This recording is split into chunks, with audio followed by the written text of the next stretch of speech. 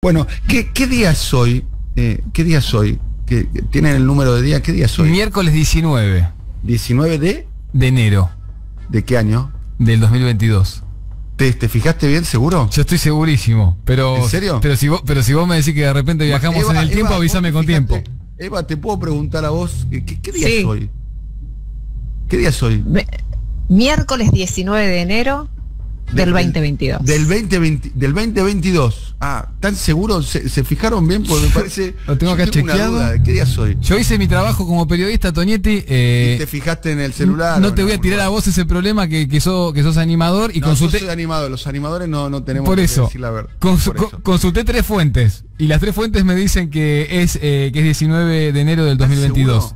Así, parece, y yo confío. A mí me llama la atención, tú sabes que para mí es el 10. Para mí es el 10 de diciembre del 2019. No, sos bravo, Me parece, sos en bravo. serio, sí. 10 de diciembre de 2019, me parece en serio. Han pasado muchas cosas. Sí. Ayer, ¿empezó el gobierno ayer? Bueno, qué linda pregunta que traes a esta transición ordenada. ¿En serio? ¿Arrancó el gobierno ayer? Lo digo sin ironía, sí. Ayer fue un día de un gobierno que se parece mucho al gobierno que yo como ciudadano... ¿Que votaste? Voté, sí. Está muy bien. ¿En serio? Sí, no, está bien. Hay 2 o 3 elementos que me gustaría conversar con ustedes. Por eso digo, y sin ironía, ¿qué día es hoy? Claro. ¿O qué día fue ayer? Claro. No sé, ¿no habrá sido 10 de diciembre del 2019 y asumió Alberto Fernández como presidente? Y empezó a aplicar su programa de gobierno en el día de ayer. Ayer pasaron 2 o 3 cosas muy llamativas, muy significativas, que además maridan bien o forman parte de una pieza de rompecabezas que de elementos, de hechos que ocurrieron días anteriores. Sí. Y ya les voy a armar el rompecabezas. Sí. Pero es una pregunta que le traslado a ustedes, a los oyentes, a los integrantes de la comunidad de Siempre Soy, de la familia disfuncional de Siempre Soy. Guarda, Dani, que vos decís cosas al aire y después a mí me escriben de los ministerios para preguntarme a qué hora dijiste tal o cual cosa, y esa... Para eso está Radio K. Pero me preguntan esas cosas. No, pero esta es una favor, igual tranqui. Así que en minutos le armo el rompecabezas. Sí. De lo que considero que fue un día bastante virtuoso para un gobierno que, para decirlo de un modo elegante, le cuesta imponer temas en la agenda. Tiene dificultades para encarar los conflictos. Conflictos que existen, ¿no? Me imagino, en un país como la Argentina, en plena pandemia y demás. Ahora se los voy a describir. Pero antes, ¿qué día es hoy, Rulo? Y hoy es miércoles, ¿no? ¿Pero qué? ¿De qué día? ¿Qué mes? 19 de enero de 2022 debe ser. ¿Estás seguro? ¿No te fijaste bien? No. A mí me parece que es 10 de diciembre del 2019. Asumió Alberto Fernández ayer. Sí. ¿Te parece? Porque la verdad que le pone el límite al monopolio de una empresa de origen norteamericano con una capacidad de lobby de la Embajada de la Calle Colombia que bochits y contar, te dirían los brasileros, ¿no? Porque hay que meterse con Disney, ¿no? Sí. Hay que meterse con Disney. Tiene la empresa de entretenimiento número 1 de el planeta Tierra. Te metés con superhéroe, con princesa, con príncipe, con reyes, con todo, ¿no? Es un quilombo, con hada madrina, es un quilombo. Y ahora con la NBA, la Champions League. Te tiran con de todo. Te metés con los jugadores de 2 metros de la NBA, no es un quilombo. Te tiran con de todo ahí. Tal cual. Bueno, y después la visita de Milagro Sala. Sí. ¿No? ¿Viste? 2 años y 2 meses tardaron en ir a visitar a Milagro Sala. Con los mismos argumentos que el día de diciembre del 2019 existían. Toñete, querido, a ver, yo voy a pensar 2 cosas, porque yo vengo reflexionando con esto. En buena hora que vaya Guado de Pedro y Eli Gómez. Y Gómez Alcorta. Me parece una gran medida. De hecho, a mí me puso, en particular, me puso muy contento que el gobierno y funcionarios del gobierno dejen de negar la existencia de presos políticos, como había hecho... Santiago Cafiero. ¿Lo tenemos ahí a Santiago Cafiero? Santiago Cafiero en los primeros meses del gobierno, creo que no existía la pandemia, ¿no? Lo primero me dice el gobierno, cuando el gobierno tiene los famosos 100 días, sí, que casi como para que la sociedad le da, la oposición le da, los medios le da, la comunidad internacional le da, como para poder aplicar su programa de gobierno. En una muy buena entrevista que hizo mi amigo personal Diego Iglesias, Santiago Cafiero respondía a esto. Para nosotros no hay presos políticos en Argentina. Lo que sí hay son detenciones arbitrarias y sí entendemos que todas esas cuestiones, en el marco de los procedimientos que ya existen y que ya están con recursos presentados, la justicia deberá determinarlos. Bien, entonces negaba la existencia de presos políticos en la Argentina. En buena hora que Santiago Cafiero haya cambiado de opinión, porque acaba de firmar una solicitada el domingo pasado donde reconoce la existencia de presos políticos en Argentina. Está muy bien. No, habría que preguntarle a Santiago Cafiero, si tenemos la oportunidad, qué es lo que lo hizo cambiar de opinión, ¿no? De que cuando era jefe de gabinete decía que no había. Acá está el audio. De hecho, eso generó una polémica enorme y demás. La negación de un problema. Bueno. 9:48 para ¿qué tenemos para desarrollar? No, te decía que recordaba recién que Alberto Fernández también usaba esta fórmula de detenciones arbitrarias en vez de presos políticos. Inclusive en una charla con nosotros acá, creo que me parece que fue antes de ser presidente, sí. La sostuvo y bueno, me acuerdo que se lo cuestionaste o se lo cuestionamos. Y él insistía con una explicación más técnica quizás. Sí, más técnica, que obviamente no terminaba de cerrar, no terminaba de ser muy convincente, pero sí, ahora que lo escuché a Cafiero con este tema de las detenciones arbitrarias, también se fue un jueguito leguleyo, digamos, para... Claro, una forma de no asumir el problema, claro, ¿no? Probablemente. Ahora, Dani, sí. Quiero dejar una pregunta acá para vos también, para el Rulo, para Eva y para que lo podamos pensar con los oyentes. A ver, esta contundencia o esta sensación que vos estás planteando de una suerte de relanzamiento en el día de ayer del gobierno de Alberto Fernández. Es una mirada mía, lo pude hablar con algunos y no me terminan de verificar. Pero mi pregunta es esta, pero lo que yo quiero preguntar con esto es, ¿qué pasó? ¿Alguien o algo cambió las reglas del juego o de repente nos dimos cuenta que con la forma que veníamos ya no se iba a poder avanzar de ninguna manera con nada? El fondo te picó el boleto. Ahí va. Todo esta narrativa construida por 2 años por el presidente Alberto Fernández y Martín Guzmán, papel picado.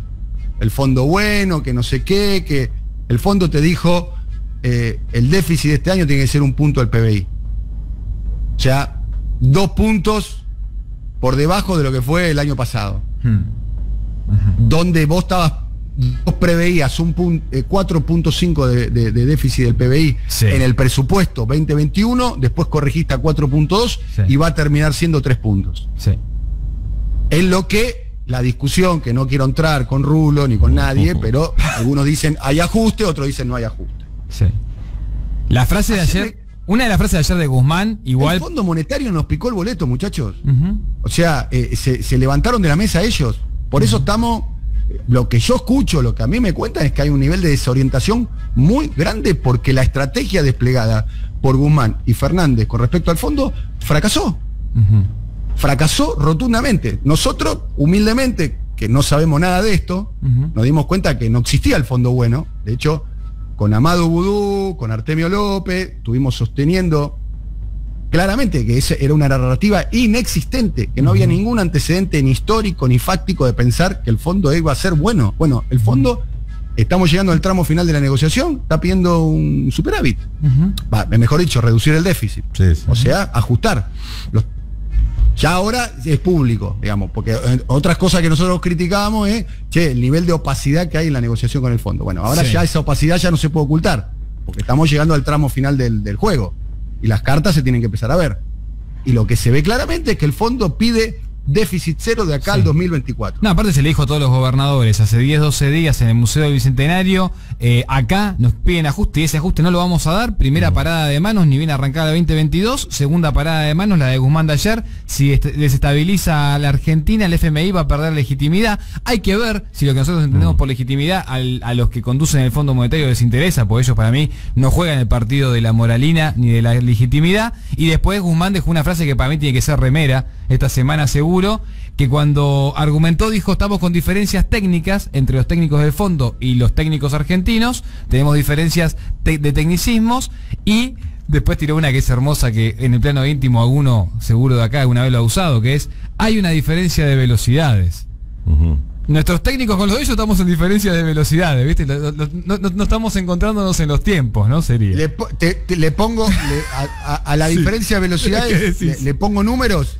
Dale. Dice que el déficit de este año sea de 1 punto. Y llegar al déficit cero en el año 24. Sí. Estamos en el 22, en 2 años. En 2 años. El déficit del año pasado fue de 3 puntos. El previsto era de 4.5, después 4.2. De ahí a lo que Cristina sostuvo de que hay ajuste en la carta después de las PASO. Exacto. Esto es lo que está... en mi opinión, el cambio tiene que ver con eso. Sí. En mi opinión. No tengo demasiado elemento. Igual, hay que ver si hay una hoja de ruta. Pero lo que está claro es que la estrategia inicial, claramente, bueno, no dio sus frutos, sí, para decirlo de un modo elegante, no dio sus frutos. Y vos mirá cómo alinea igual, Dani, mirá cómo alinea esto que radicaliza, porque quizá estemos con los fondos, con las diferencias de velocidades, con el fondo muy marcadas, pero quizás esto empieza a alinear las velocidades entre los diferentes matices del Frente de Todos, porque no es casualidad, y yo creo que no es casualidad, ¿no? Y esto ya es una lectura personal, que después de estas declaraciones de Martín Guzmán salga esa carta corta pero muy contundente de la vicepresidenta de la Nación a la tarde, ¿no? Ahí rondando las 6:30 de la tarde. Eva, sobre la carta, ¿qué podemos afirmar? Una carta corta por lo pronto, y donde habla de lo que considera parte del oficialismo, especialmente Cristina. El kirchnerismo habla de las pandemias, ¿no? La pandemia de Macri y la pandemia de la COVID. Claro, hace una comparación, va dando datos, números, y hace una diferencia en cuánto le salió al país la pandemia macrista y cuánto le salió la pandemia del COVID, en términos de... ¿no? Y un detalle que da Cristina en la carta, Eva, es que toda la deuda que se pagó durante el gobierno de Alberto Fernández, la deuda que se pagó de la deuda contraída del gobierno de Macri, ¿no? Ahí cuando hace el cálculo de que en dólares es el 1.1% del PBI, ¿no? Claro, que serían, ¿no? 5.160 millones de dólares. Bien. Y en comparación con lo que se gastó en la pandemia, que es el 0,9% del PBI. Bien. Exactamente, con el gasto pandemia, donde está ahí por caso las vacunas, para dar un ejemplo de algo que sabemos que es extra. Vacuna, digamos, repro, tal cual, exactamente. Claro. Bueno, y toda la asistencia al sector de salud y también a la asistencia al sector de turismo. Bien. Con números precisos, ¿no? Con números precisos. Ahí también parece un giro, ¿no? Por eso insisto sobre piezas de un rompecabezas. El presidente va a China a la apertura de los Juegos Olímpicos de Invierno.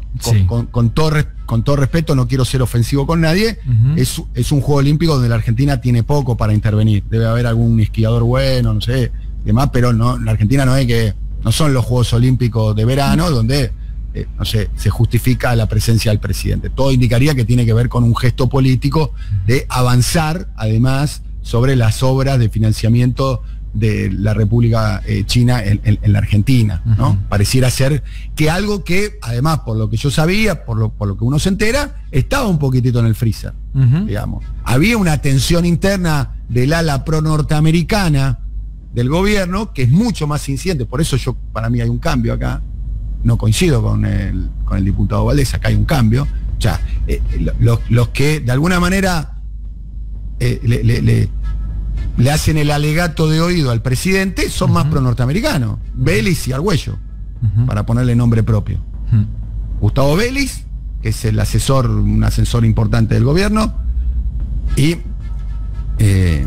Jorge Argüello, que es un hombre muy, digamos, pro-norteamericano, digamos. De hecho, por eso lo eligieron como embajador argentino en los Estados Unidos, ¿no? Bueno, pareciera ser que hay un cambio en función, para mí es en función del no acuerdo con el fondo, o de la no viabilidad del acuerdo con el fondo. Después, si se termina haciendo o no se termina haciendo, bueno, eso lo sabremos dentro de algunas dentro de algunas semanas. Rulo, ¿vos estás observando algún cambio en ese sentido, digamos, la decisión de Disney Fox? Sí, algunos cambios sí, no, por ahí no en el mismo sentido que lo están planteando ustedes. A ver, decime qué estás viendo. Sí, yo creo que hubo una mala lectura de la relación con el fondo, que fundamentalmente tuvo que ver con el apoyo que dio el fondo a la negociación argentina con los acreedores privados. Uh-huh. Eso sí fue inédito. Es decir, que el fondo se parara en una negociación de este tipo del lado del país deudor y no del lado de los acreedores privados, tuvo una novedad con respecto a la historia del Fondo Monetario. Ahora, la mala lectura fue que eso iba a ir acompañado de un gesto, de otro gesto, cuando llegara la hora de negociar cara a cara con el fondo el acuerdo que había. Es decir, se leyó mal eso, se leyó mal que el cambio de autoridades en el fondo implicaba un cambio de política, es decir, el tema de que la corrieran a Lagarde y no justamente castigada, pues fue ascendida a presidenta del Banco Central Europeo, y el reemplazo por Cristalina Georgieva, a quien malamente también se le adjudicó una capacidad propia de acción que obviamente no iba a tener, porque iba a estar condicionada, y como se ve ahora, más que condicionada por Estados Unidos. Y sí, obviamente llegó el momento de la negociación y Argentina se encuentra con una dureza que quizás no imaginaba, o pensó que las negociaciones se iban a dar en otro sentido. Sí, digamos, esta es la diferencia permanente que mantenemos. Yo creo que Guzmán no varió el discurso, y estas cosas que está diciendo ahora las dijo antes, y no se tomó como una referencia, como un eje de la negociación, pero iban hacia una negociación donde esto es lo que se decía, pero se esperaba otra respuesta, lo que cambió la respuesta del otro lado. Esto le complicó obviamente a Argentina todos estos gestos que se venían haciendo pro Estados Unidos, inclusive hasta en la OEA. Hoy se está viendo que no le rindieron efectivamente ningún fruto, y probablemente todos estos movimientos que se están dando, entre otros asumir la presidencia del CELAC, tienen que ver con ese cambio, con ese viraje que se está haciendo para por lo menos mostrar otro rostro, ¿no? En cuanto a política internacional, y particularmente hacia Estados Unidos. Uh-huh. Bien, hablando sobre el tema fusión Disney Fox, para mí una noticia muy importante, querido Eduardo. ¿Eh? Sí, no, es una noticia muy importante, muy fuerte. Por la decisión que afecta, por el interés que afecta.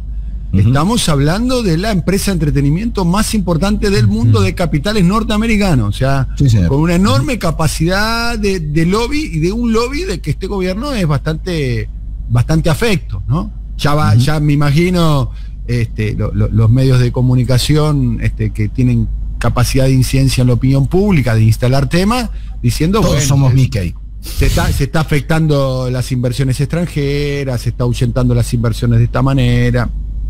Y demás. Lo que pasa es que por eso a mí me pareció importante, Dani, remarcar estas cuestiones de que Disney ha afrontado situaciones similares en mercados muy fuertes como México y Brasil, donde tuvo que comprometerse a lo que le está pidiendo hoy la CDC, claro, desprenderse de marcas y de señales para no ejercer un monopolio. 7 de 9 señales deportivas de la Argentina están en poder de Disney. Dedicamos bastante tiempo. Para nosotros un tema importante. Te resumo, Dani, mirá algunos de los eventos deportivos que caen bajo el gran paraguas de Disney Fox: la Libertadores, la Champions League, la Liga de Fútbol de Estados Unidos, que ha crecido mucho en interés en la Argentina porque hay muchos argentinos jugando allá, la Liga de Béisbol, la Fórmula 1, estas peleas a las que refería Titi, de gente matándose dentro de una jaula, el Ultimate Fighting Championship y el World Wrestling Entertainment, la Premier Boxing Champions, la Liga ACB de básquet, los Sevens de rugby, el ATP World Tour de 250 y el ATP de Córdoba. Es una enorme cantidad de eventos que quedaron ahí en este gran paraguas que tiene 7 de las 9 señales deportivas. Las otras son Deporte B, la señal de deportes dependiente del Estado, Sí. y TIC, que es la otra que quedó por fuera del acuerdo Disney-Fox. Bien. Edu.